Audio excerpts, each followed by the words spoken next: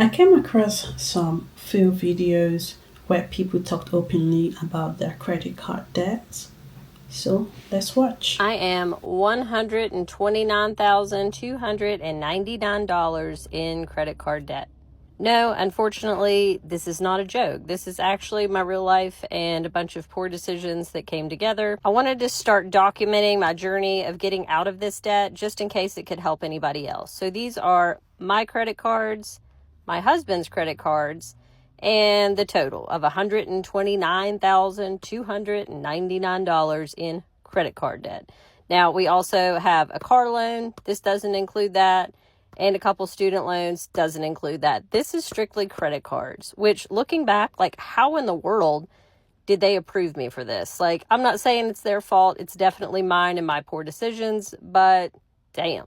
I'm going to be documenting the whole journey of paying off this $130,000 in credit card debt. I'll break down exactly what our expenses are, how much we make, and the whole process of paying this off and how long it takes me. I am... Wow, I can say that credit card debt is one caution thing I think we should all try to avoid in 2026. It just feels as if the numbers just continues accumulating, continues racking up. I feel so bad because the credit card company just tries to wallow you in, to lock you in, and people just get sucked up into this credit card loan and debt. And good on her that she is planning with her family to, get rid of this. All my blessings, girl. All my blessings, girl. Let's look at our next video. Hi, my name is Sierra. I am 18 and I am over $500,000 in debt. So come cook dinner with me and clean my kitchen while I talk about how I got here. Okay, so we're gonna be making the trashiest Midwestern dinner, tater tot hot dish for my boyfriend because he won't eat the healthy food I ate. Okay, so let's talk about the first thing that got me started off having any debt in the first place. This year in May, I think it was, right before the summer, I purchased my dream car. And a little backstory actually first. So I've been working full-time since I was a sophomore in high school. So I did not go to school. I worked full-time and did online school while I was working. So I've been making a full-time income as a manager of a spa the whole time. So I was able to be in this position. A little bit of a side story for that. So with that being said, I ended up buying a 2025 Honda CR-V hybrid at the beginning of this year, and I will insert a picture of it here so we can kind of get an idea what it looks like. It would not let me insert a picture, so here's her right now. Don't mind the dirt. She doesn't get a car wash ever, but... And now I'm going to be completely transparent because that's why you're watching, and I love when other people are. So I ended up paying, I think it was $49,000 after everything for that. So it was around $49,000. I don't remember what my down payment was, but I now owe, I think, like $23,000-22,000 on it.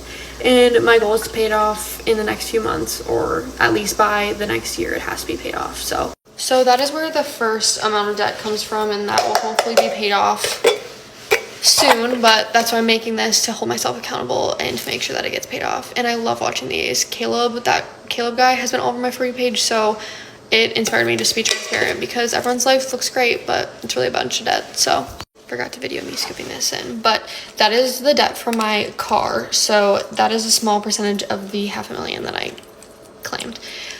So the other big portion is going to come from this house. We just moved in and closed November 1st. So with that being said, I bought the house with my longtime boyfriend, so it is not on me, it is both of our loan. So the house, not that I wanted to share this information, but I guess we're being transparent. The house, after we put our down payment down and paid all the fees and whatever, came out to $503 is what the loan amount. I'm gonna stop right there because watching this at the start of the year feels a little different. It feels a little really different. Wow. I mean, you had 18, a brand new car. She's a manager. I guess she has life figured out. Credit cards, I I don't know, they actually feel like a pressure relief, because one, like, you get a gazillion amount of money into it, and you just continue to tap tap tap tap tap tap until you forget that you're tapping away most of your life and working hard just to repay, these credit card companies. And it's just like, none of this sounds like, sudden. I think it sounds like, oh, since you already have the credit card and you have a certain amount of money, you could just, if I put that in, I'll probably try and pay it off tomorrow. And then you're like, oh, I'm putting another thing. And before you know, it's stacking over time. It's stacking so bad that you're in huge, huge, huge, huge, huge debt. Anyway, New Year creates this idea of a reset, but it just feels, obviously a lot of people are already carrying weight into it, like huge credit card loans and huge, which obviously is a huge financial burden. And I want to actually encourage you to try and be financially responsible this month. Please, kindly do so. Yeah. So I think these videos are going to just, make me think less about money and more about how to be not spending too much money in 2026.